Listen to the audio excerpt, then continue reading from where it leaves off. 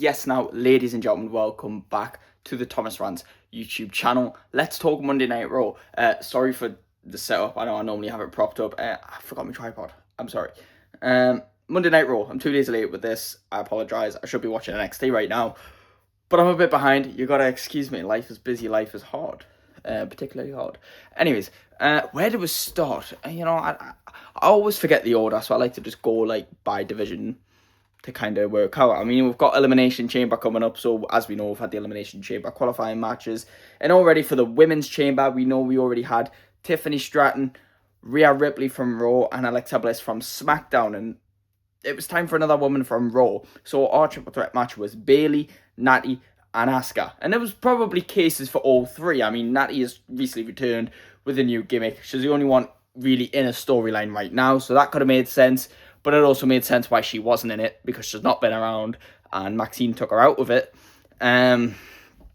Bayley would make sense. She's a veteran. People like her, put her in there. And Asuka made just as much sense as Bayley. They're both in tag teams. They're both former world champions, worthy contenders. So it was between them two. I kind of wanted Bayley to win, but Asuka got the win.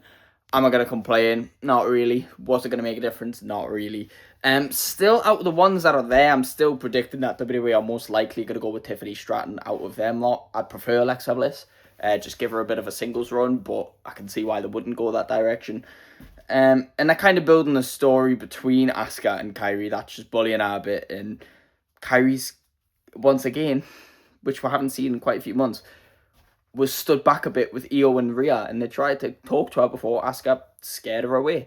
So maybe we might have a solo run between them two, because Kairi is in the qualifying match next week. Now, I don't think Kairi's going to win that qualifying match, and it might be because of Asuka. Who knows? Because the winner of that triple threat match next week, I believe, will be Raquel Rodriguez. We've got Raquel, we've got Kairi, and we've got Io. Now, any three of them women would make sense, but me personally, I think Raquel Rodriguez should win, because I think she should win the Chamber. She should be challenging for the other world title, because we all think Raquel Rodriguez is worthy of a world title, and it's the perfect way to divide up the Judgment Day, because the Judgment Day have been planting seeds of division for ages, especially between Liv and Raquel, who have both been chasing the world title and getting each other's way. And now that Raquel hasn't won the Rumble and Liv has, Liv's going after Stephanie, most likely, and Raquel wants that world title and wants Stephanie. And they've had their face-offs on SmackDown. They've went to Jade Cargill and, kind of got in her face, tested the waters a bit. And I think Raquel and Jade would make a great match. So if Liv picks Stephanie, and that means the winner of the Chamber is to challenge the WWE champion, I think it's going to be Raquel. I can't lie, because it doesn't look like Bianca's coming back anytime soon, because Bianca ain't in that triple threat match on SmackDown either. So, I don't know. That's just me. And speaking of the Judgment Day tearing up, I mean, when CM Punk came out to cut a promo, who came out? Finn Balor, with his old theme music, permanently got it back. Thank you, WWE. I feel like they're finally trying to respect the theme tunes. The production on the theme tunes was a lot louder, so we could actually hear the theme tunes. And they're bringing back the theme tunes we want. Unfortunately, they're just getting rid of some, like Stephanie McHare, for some reason. And when Finn Balor was stood there, he went, hold up. Out came Dom, who hasn't been coming out with Finn in recent weeks. And out came JD, who is back now, off the injured list. And he cut a promo on CM Punk like, Koi's are the best in the world, but the best in the world has fought the best catch wrestlers in Europe, has trained in the best dojos in Japan, has trained with the best luchadors in Mexico. And Finn Balor's done all those things, and CM Punk hasn't done all those things. And the best in the world would show up on his first night of Monday Night Raw and beat Roman Reigns, which is exactly what Finn Balor did, and CM Punk didn't do that. Bearing in mind, when CM Punk debuted, Roman Reigns wasn't even a wrestler, so, kind of an unfair point there, but he's got a point. Finn Balor's got a point. He has all the minerals to be the best in the world, and CM Punk didn't disagree with that. If anything, CM Punk said, I just missed the old you. That was the old you. The current you relies on the Judgment Day. The current you can't get things done on his own. And he kind of called Finn Balor out for that. And for that, he turned around and allowed Finn Balor the opportunity for him and the Judgment Day to beat him up. And Judgment Day wanted to, obviously, to capitalise and hurt CM Punk ready for Elimination Chamber. But Finn held them back because Finn knew that would prove CM Punk's point. And Finn wants to prove that he is the best, that he is worthy of being World Heavyweight Champion. So he can't bite into that. So he's kind of been played a bit there by CM Punk. And we all know he's not going to win at Chamber because they're not going to jeopardise, like they said, the main event of CM Punk and Roman Reigns. But they are going to tear apart the Judgment Day, and this is exactly how Finn is trying to push away from relying on them. They're going to take that offensively. It's going to lead to Finn and Dom at Mania for that Intercontinental title, right? And Finn will finally get his win. And Liv, who was so offended by whatever Stephanie said to her in Spanish, that she got upset when Dom was replying it to her, and he's comforting her. And when Raquel's trying to earn an opportunity, this is going to tear Liv and Raquel apart. And everyone thinks the Judgment Day is going to split. Dom and Liv might stay together, but Raquel's going her own way. Probably as a world champion, Finn's going his own way. Probably as a champion, JD, God knows. But I wish the best for him because he's a very talented wrestler. He just needs some more star power, to be honest. Yeah, so I'm pretty excited for that. I can't lie. As for, well, the tag team champions, the Usos opened up the show. Well, came out. Jimmy's there. Still Jay's music. Pisses me off. And they were just going to do the whole yeeting. You crowds piss me off because you're so fickle. Like, no one at home was enjoying that. But when you're in the crowd, you're all yeet along. Like, what? They got interrupted by the Vision, thankfully. And they were calling out Adam Pearce. They were calling out the Masked Man. Adam Pearce comes out like, no. Got nothing to do with the Masked Man. Obviously, you know I've got problems with a man in a mask running around attacking people. Why aren't you coming in the back and we're going to discuss this? Out comes LA Knight, pop of the night. Calls them all out, said, you've been using Masked Man for ages. But now when it's coming back to bite you, it's all of a sudden unfair. Nah. Long story short, LA Knight and the Usos teamed up against the Vision and lost. Fair play, the Vision deserved to be, looked at in good light anyway, because they're meant to be a dominant faction who are trying to build up some future stars. And Bronson Reed was also granted an opportunity to get into Chamber next week to be the final man in that Chamber because, as we know, we already have Randy Orton. We have LA Knight. We have Cody Rhodes. And now on Monday Night Raw, when we had a match between Javon Evans, right, who's been getting a lot of highlights recently, right, in big matches, big spots, everyone loves him. Dirty Dominic Mysterio, Intercontinental Champion and AAA Mega Champion, double champion right there, one world champion, right? And it's like, that's big. And then Gunther, the man who's just retired, Goldberg, John Cena, AJ Styles. These three have a triple threat match. And you're telling me Javon Evans is the one who comes out with the win? I ain't complaining, but I was surprised. I didn't expect Tom to win, to be fair, but I seriously expected Gunther to win. But he didn't.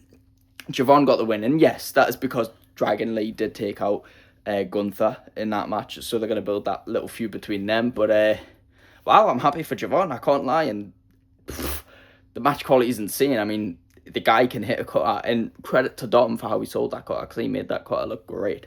So we've got Randy, we've got LA Knight, we've got Cody, we've got Javon, and I can't remember all three members, but it's Damian Priest, it's Trick Williams, and it's someone else on SmackDown in that qualifying match. And I believe Trick Williams is going to enter it. Who's going to be the sixth man? I don't know, but I'm pretty sure Obafemi, because if they're getting Javon, they're getting Trick. I think Obafemi might make a lot of sense. It's just mental because we've got three major stars like Randy, LA Knight, and Cody. There's a lot of options of winning, and Oba's still not signed anywhere, He got handed a contract on SmackDown, and then here on Raw, Adam Pearce was like, look, I know Nick gave you a contract, but he has our offer. I guarantee it's better, but take your time to decide. And he did. And he had a bit of a face-off with Rusev as well, which would be an interesting match for the future. And talking of Raw and SmackDown as well, there was this package that was delivered. I guess they're building some story, right? And it said, do not open until the 28th of February, which is the Elimination Chamber. And Adam Pearce said, I don't know what the hell this is, send it over to SmackDown. There's going to be some mystery. This could be a turning point in WWE. This could be an interesting surprise. God knows. But I'm excited. They're going to reveal something at Elimination Chamber, and I can't wait. Yeah, so that was the Vision stuff. And yes, the Masked Man did come, and this time he stomped Logan Paul on the table, and then they all chased him out there. I wish they'd just reveal who it is, you know. I don't want this to go on forever. Like, just tell us who it is. I bet it's Seth Rollins. He's just not exactly cleared yet, and they just need to, like, keep pushing it, you know, to be like, oh, look, it was Seth all along.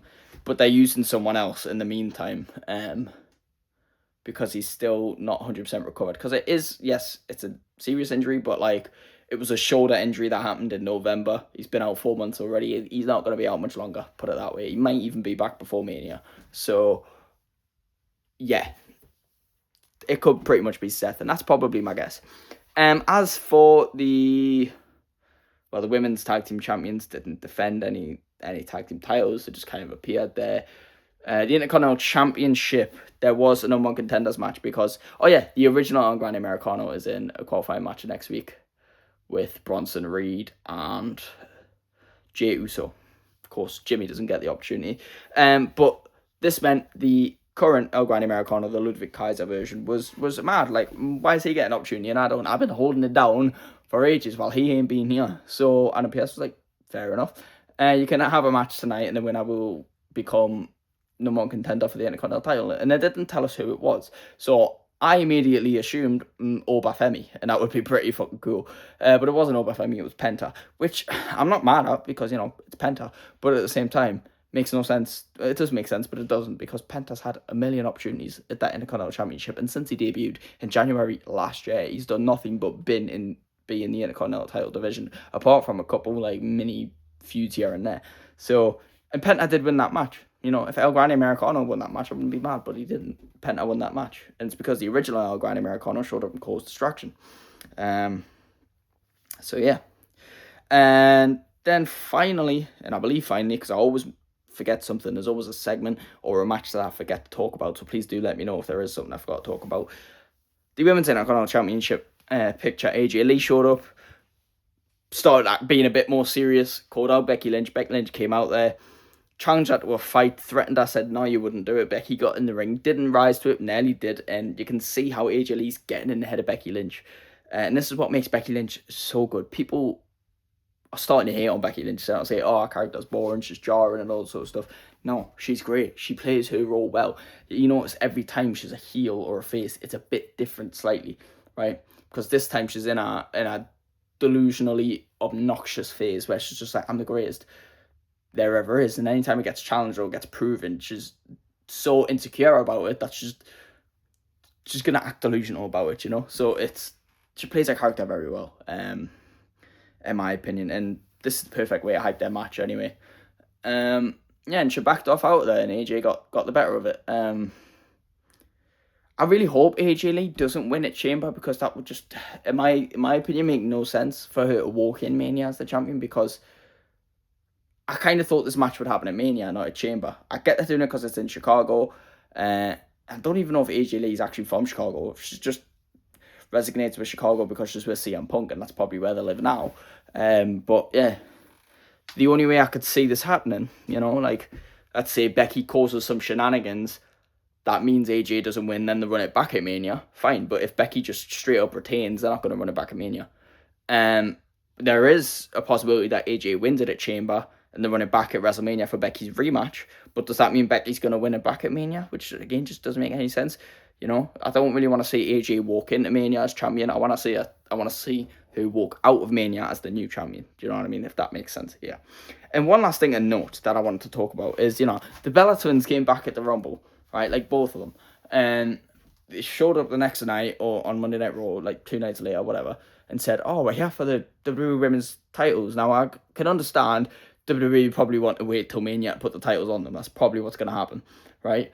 But they can't just not show up then, you know? And this isn't a shot at the Bellas. This is just a shot at, like, WWE's booking. Like, okay, you've brought back 2 legendary Hall of Fame tag team.